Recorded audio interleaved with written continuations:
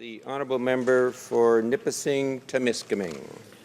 Thank you, Mr. Speaker. I'm very pleased to speak this evening on C-31, Economic Action Plan 2014.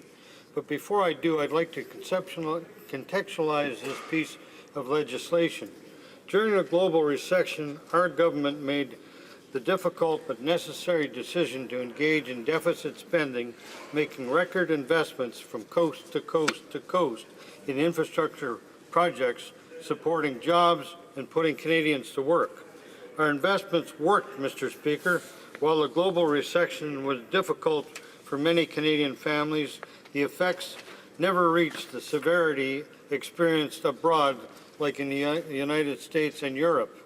More importantly, our investments helped the domestic economy keep moving so that when the recovery began in Canada was much better positioned to rebound. And recover Canada did. The best recovery in the G7. We have led the job creation with over 1 million net new jobs. We have led in growth to disposable income. We've led the world in debt to GDP ratio. But this success does not change the fact that we created a deficit. Mr. Speaker, our government understands very well that long-term deficits, which increase the debt to GDP ratio, are toxic for the economy. The more debt a country takes on, the more hesitant businesses become to invest and create jobs. This is because uncertainty is created in the economy, and everyone, especially businesses, know that at some point the debt will have to be paid, and this often takes the form of spending cuts and or increased taxes. These cuts and taxes become more severe the larger the debt gets and the longer governments delay to make the necessary decisions.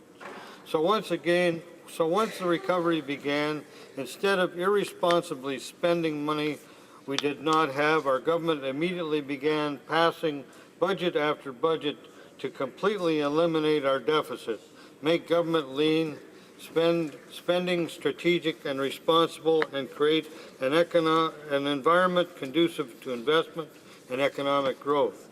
We have been successful, but Mr. Speaker, neither you nor my colleagues opposite need to take my word for it. Canada's #1 record in the G7, rock-solid credit rating, and international leadership and fiscal responsibility speaks for itself. And so, on February 11th, our dear friend and colleague, one of Canada's longest-serving finance ministers, the late Honourable Jim Flaherty, introduced Economic Action Plan 2014. This budget is very important, Mr. Speaker, and that is because since its introduction, I am very pleased to say that our budget is indeed balanced. But a balanced budget does not mean that we start spending every extra penny on shiny baubles. And that is the strength of Economic Action Plan 2014. It continues to reduce government spending where possible, decreasing the cost to taxpayers without reducing transfers to the provinces or health care transfers. And I want to stress this point, Mr. Speaker.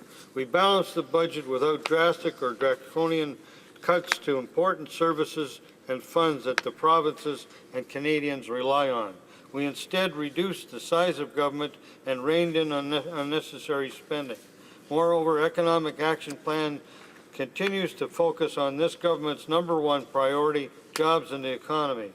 There are still many Canadians looking for work and trying their best to support their families. They are relying on our government to continue creating the right conditions for business to invest and create jobs. This particular implementation act, the first Economic Action Plan Act, focuses on reducing barriers to employment on both the demand and supply side. Hiring Canadians should not be an administrative burden for businesses. We are reducing unnecessary regulations on job creators and incentivizing them to grow and hire. Just the same, a lack of education or training should not be a barrier to employment, and that is why we are helping Canadians access trade skills training. Mr. Speaker, I would like to use my remaining time to highlight a few particular measures in the first Economic Action Plan that will help further grow our economy, create jobs, and improve Canada's prosperity and standard of living. First, as part of our government's ongoing efforts to refine the immigration system to make sure it works in Canada's best interest, $11 million will be spent over the next 2 years, and $3.5 million every year afterwards will be invested to provide a more robust labor market options process.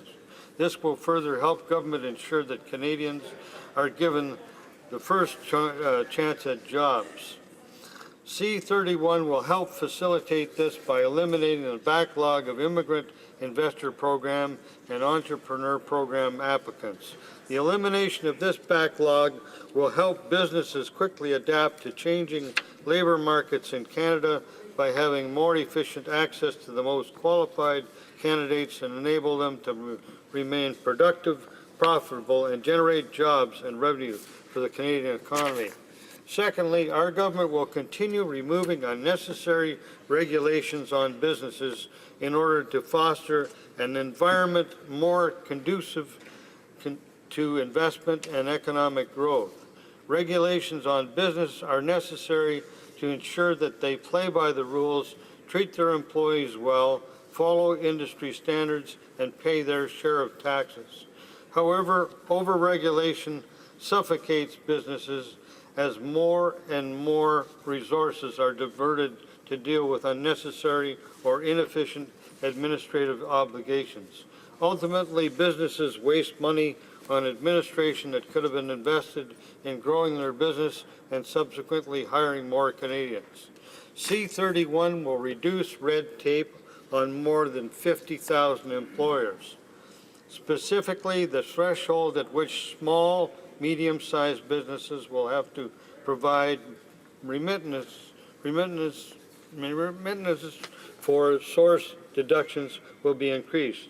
This will further decrease the tax compliance burden on SMEs. Third, with the resurgence of trade skills, our government will reduce the barrier to employment in well-paying industries by making training more affordable to Canadians. Apprentices registered in the Red Seal trades will be provided with access to interest-free loans for up to $4,000 per period of technical training. This measure, like the Canada Jobs Grant incentive, is part of our government's strategy to connect Canadians with jobs and increase its incentives to additional education or training.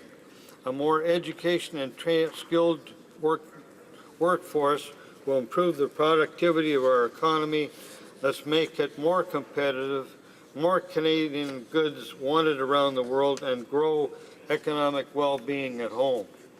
Our government will continue investing in the development of our natural resources, particularly in the mining sector, Mr. Speaker.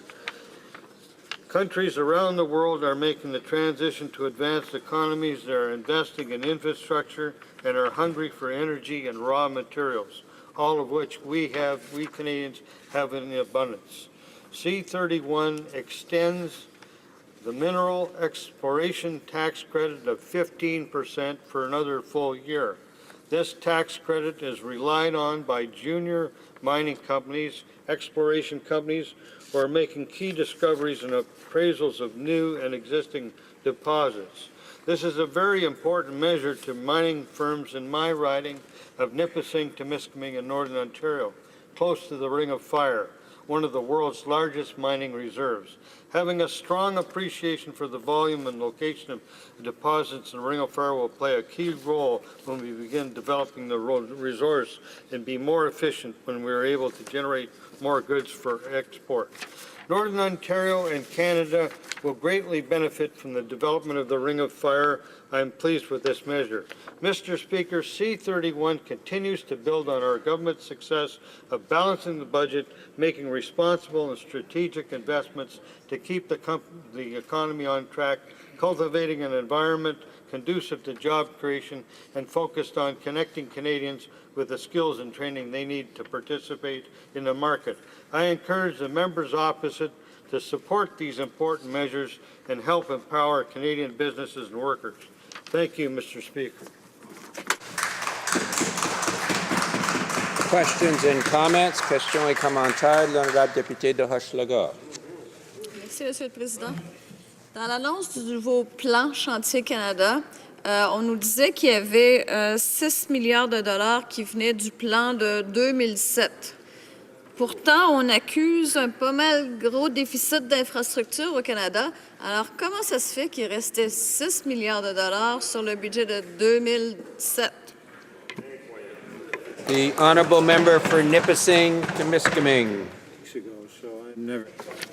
Thank you.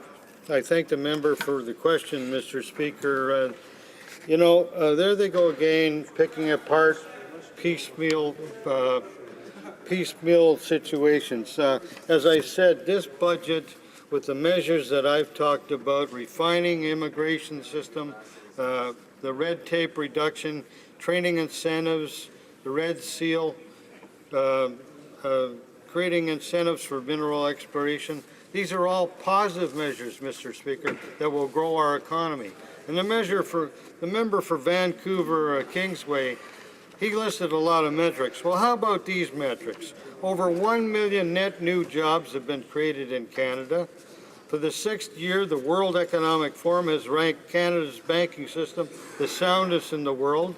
Canada's leapt from 6th to 2nd place in Bloomberg's ranking the most attractive countries for business to grow.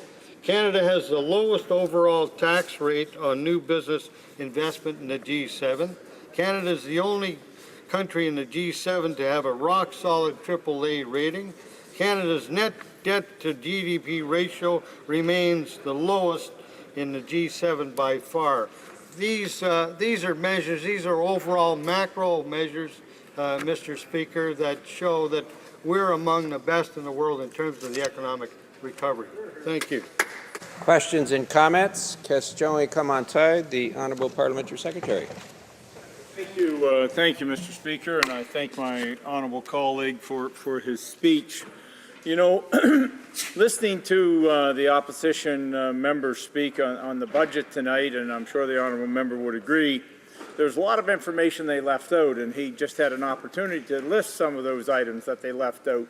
But they talk about our trade deficit, but they forget to talk about the fact that they've never supported expanding trade anywhere around the world. Of the 38 countries we've signed trade agreements with, they've not supported one single agreement, not ever. The honourable member mentions that he's from an area that is very dependent on resource exploitation, on mining in particular, and so my question to him is quite simple. And there's a lot of noise coming from across the way, but it's a basic question. How can we expect as Canadians to sell those resources, to be able to develop our economies, if we don't have trade agreements in place with countries around the world so we can trade with those countries on fair terms? The honourable member for Nipissing-Timiskaming. Well, thank you, Mr. Speaker, and I thank the honourable member for his question. And I can tell you, we're in Northern Ontario. We're in the mining region in Northern Ontario, and the businesses in my area rely on trade right throughout the world. They participate in mining activity in South America, the Philippines, and Africa. Without that, Mr. Speaker, my particular area wouldn't grow, and Canada wouldn't grow to the prosperous nation it is today. We are expanding that. We're creating trade agreements with the European Union, with Korea. These are all positive. Honduras is another one. These are all very positive for the prosperity of Canadians. Unlike the party opposite, the No Trade Party.